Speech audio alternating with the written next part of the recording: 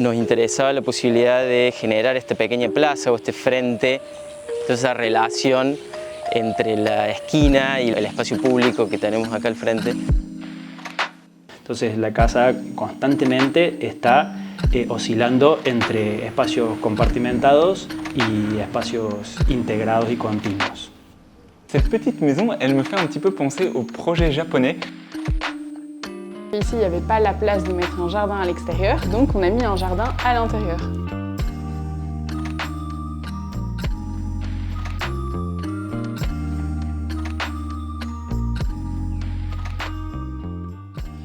Bienvenue dans une nouvelle vidéo, on se retrouve une nouvelle fois dans la région de Cordoba, mais cette fois on va pas te présenter une maison, mais on va te présenter 4 maisons. Elles se trouvent derrière moi, allez c'est parti, je t'emmène. Donc cette vidéo va être un peu différente des autres vidéos qu'on a l'habitude de faire. On va pas visiter une seule et grande maison d'une famille, on va visiter une petite maison qui appartient à un groupe de 4. On va en visiter une seule des 4, la maison de Barbara, mais de toute façon elles sont identiques. El proyecto intenta alejarse de una lógica de departamentos, moviéndose hacia una lógica de una casa, incorporando espacios y prestaciones y calidad espacial que tiene cualquier vivienda individual, digamos. Mi nombre es Juan Pablo Vázquez. Mi nombre es Lucas Carranza, soy uno de los socios del estudio Carranza Vázquez Arquitectos. Y en este momento estamos visitando la obra Vivienda Agrupada en Jesús María.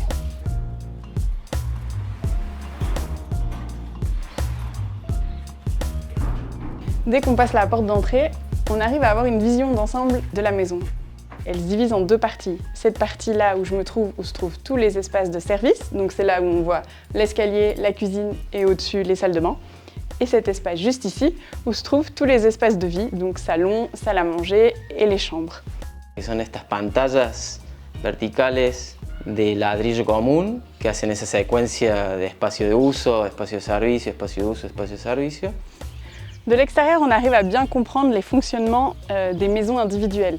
Donc, on peut voir qu'il y a une maison qui commence ici, avec ce mur de briques. Il y a l'espace d'entrée et ensuite l'espace du séjour. Et ça se répète 4 fois sur la façade, d'où les 4 maisons.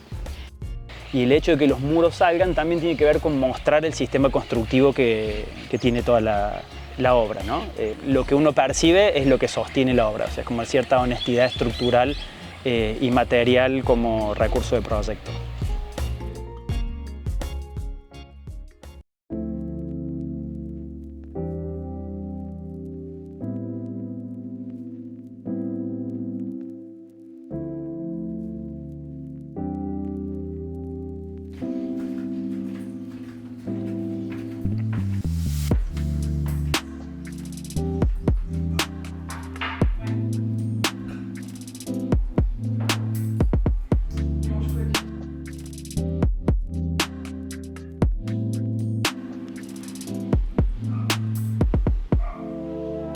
Dès qu'on rentre, on a une vue sur l'extérieur. On voit la circulation. On se rend bien compte que c'est une maison qui se développe verticalement. Et on voit cet espace de végétation qui est un petit peu le poumon vert de la maison. Cette végétation, elle monte et elle arrive même jusqu'à l'ouverture, jusqu'aux espaces des chambres. Et donc c'est un peu cet espace au milieu qui connecte tous les autres espaces et qui permet de créer une maison à la fois ouverte et à la fois qui peut se fermer sur elle-même. Ça, je vais te montrer un petit peu parce que pour l'instant, c'est encore abstrait, mais tu vas vite comprendre pourquoi je dis ça. Para reducir el impacto sobre el suelo natural, nosotros usamos la topografía existente como material de proyecto. Ese desnivel se traslada a la organización interior espacial a través de estos medios niveles. Sí, es un proyecto que trabaja claramente en sección, ¿no? El corte de este proyecto nos gusta mucho, lo disfrutamos mucho y lo pensamos mucho en corte cuando lo proyectamos. Ce que j'aime beaucoup dans cette maison, c'est la connexion entre les espaces. Là, Mathieu, il tient la caméra, il me filme, il se trouve dans la salle à manger. Et là, je suis dans un espace qui est utilisé ici comme un petit magasin de vêtements, mais qui peut être aussi utilisé comme une chambre. C'est génial, on peut fermer ici si on ne veut pas être en connexion. On ouvre, on a la connexion visuelle, on peut communiquer, on peut parler. Et en fait, ça me fait un peu penser comme à un studio qui serait divisé sur des demi-niveaux, parce qu'on a tout le temps cette connexion visuelle. O sea, trabajar sobre la idea de los posibles habitantes también nos lleva a trabajar con esta lógica de adaptabilidad, ¿no? y espacios sin jerarquías. Todos los espacios, independientemente sean dormitorios, la cocina, o sea, el comedor, el estar, tienen la misma métrica y la misma relación interior-exterior, que eso abre las posibilidades a la apropiación a distintos usuarios y no condiciona los modos de vida. Ces panneaux, ils fonctionnent très bien parce que quand tu veux de la privacité pour changer ou pour aller te coucher ou pour essayer des habits, bah, tu as juste à fermer et tu es isolé du reste de la maison. Entonces la casa constantemente está oscilando entre espacios compartimentados y espacios integrados y continuos.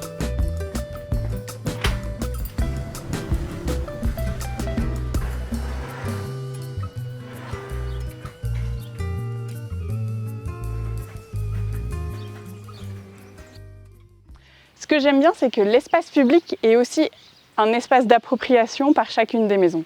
Chaque maison a un petit espace de jardin à l'entrée qui peut fleurir un peu comme bon lui semble. Et donc cet espace extérieur, il est à la fois sur la rue, mais à la fois un espace qui appartient à la maison, donc un espace privé, et il crée cette transition entre l'espace public et l'espace privé à l'intérieur. El hecho de que cada una de las viviendas tenga su ingreso independiente desde la calle contribuye a la construcción de esta idea de casa, ¿sí?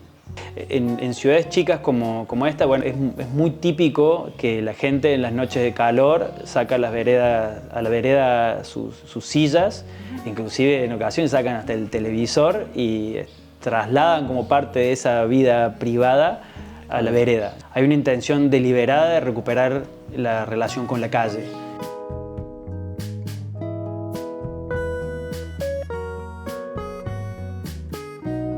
El proyecto básicamente trabaja esta dualidad de vivienda individual apareada o conjunto de unidades a la calle.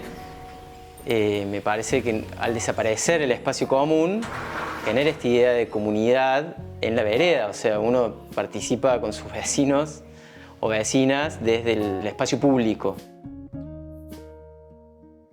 Sí, me parece relevante en la estrategia de proyecto la permeabilidad de la fachada en estas pieles que se abren. Cuando se abren estos postillones, ese contacto con la vereda se hace mucho más fluido. En realidad es como un recurso para controlar la iluminación natural, es un recurso también de seguridad, porque uno puede tener la ventana abierta con la celosía cerrada y sigue recibiendo luz y sigue recibiendo aire en el interior de la vivienda. C'est donc un projet de 4 maisons individuelles qui se trouvent ici. Et ce que je trouve très intéressant, c'est que les architectes ont aussi réussi à créer des espaces communs à l'intérieur de ce projet, comme cette petite place là où on peut s'asseoir, se poser. C'est une petite respiration dans le tissu urbain. El desnivel también nos permite articular el peatón y el vehículo, como desacoplarlos. Y eso nos parecía interesante para la vida cotidiana. Et donc ici, on se trouve un niveau plus bas que le niveau de la rue. C'est l'entrée de service, l'entrée où on rentre avec les voitures. Il y a les 4 garages qui s'alignent et ça fait aussi une entrée secondaire parce que du garage, il y a une porte qui accède directement à la maison.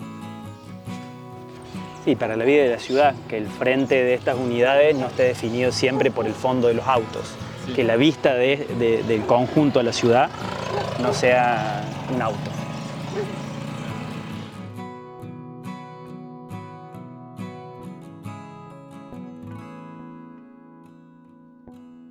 Et je ne sais pas ce que tu en penses, Agathe, mais cette petite maison, elle me fait un petit peu penser au projet japonais où il faut tout le temps densifier un maximum, faire un espace le plus qualitatif possible avec un minimum de superficie disponible. Oui, c'est un peu ça, parce qu'ici, il n'y avait pas la place de mettre un jardin à l'extérieur, donc on a mis un jardin à l'intérieur.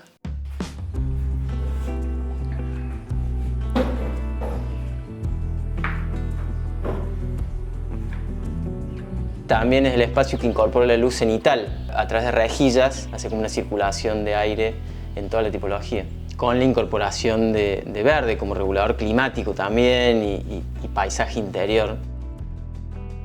Et en fait, on pourrait penser que ce jardin à l'intérieur, c'est une perte de place parce que là, on pourrait imaginer que le salon ou la salle à manger s'agrandit.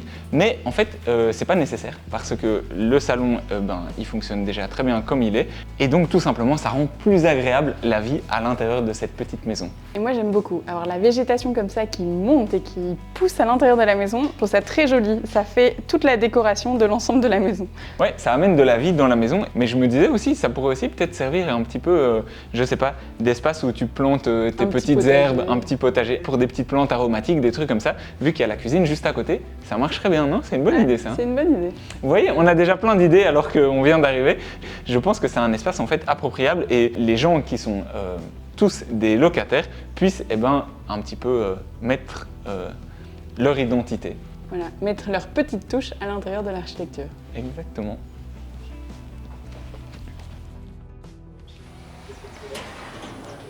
C'est déjà la fin de cette vidéo. On espère qu'elle vous a plu.